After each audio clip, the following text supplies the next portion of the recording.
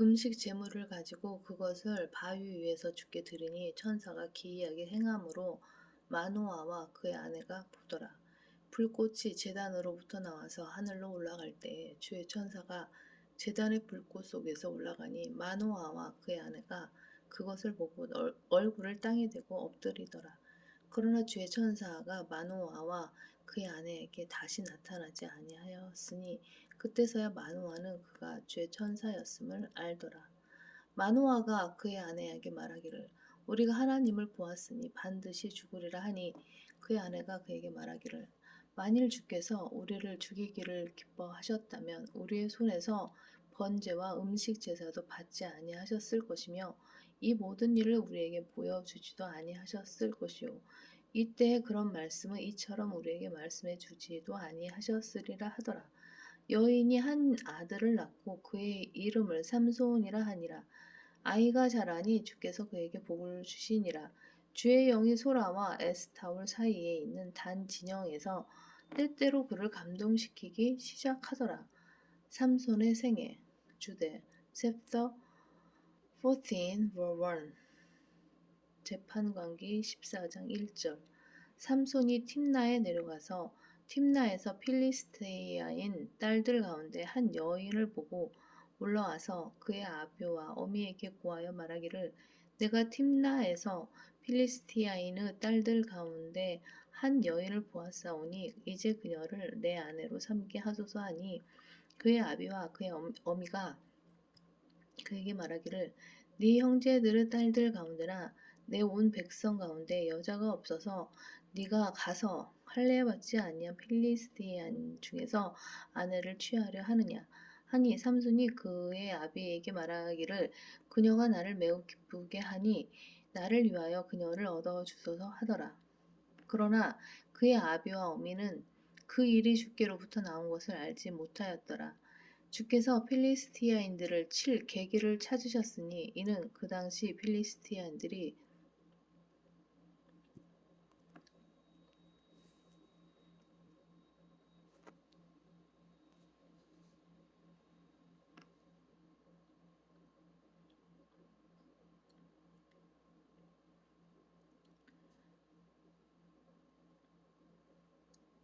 재판관기 14장 1절 삼손이 팀나에 내려가서 팀나에서 필리스티아인 딸들 가운데 한 여인을 보고 여기서부터 14장 15장에서 14, 15장에서 그리스 신화 헤라클레스의 원형이 된 이야기가 등장한다.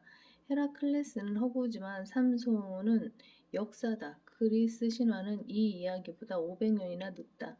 그 신화는 어떠한 것의 원형도 될 수 없다. 재판관기 14장 3절 14장 3절 그의 아비와 어미가 그에게 말하기를 네 형제들의 딸들 가운데나 내 온 백성 가운데 여자가 없어서 네가 가서 할례받지 아니한 필리스티아인 중에서 아내를 취하려 하느냐 하니 삼손이 그의 아비에게 말하기를 그녀가 나를 매우 기쁘게 하니 나를 위하여 그녀를 얻어 주소서 하더라. 이 구절은 성경의 명백한 모순이라고 해묵은 논쟁을 하는 구절이다. 왜 모순이라 말하냐 하면 4절에서 그 일이 주께로부터 나왔다고 하는데 그렇다면 하나님께서 율법을 어기도록 하시는 것이기 때문이다. 이와 비슷한 경우가 사무엘하에도 나온다. 이 역시 레위기 20장 11절을 어기는 경우이다.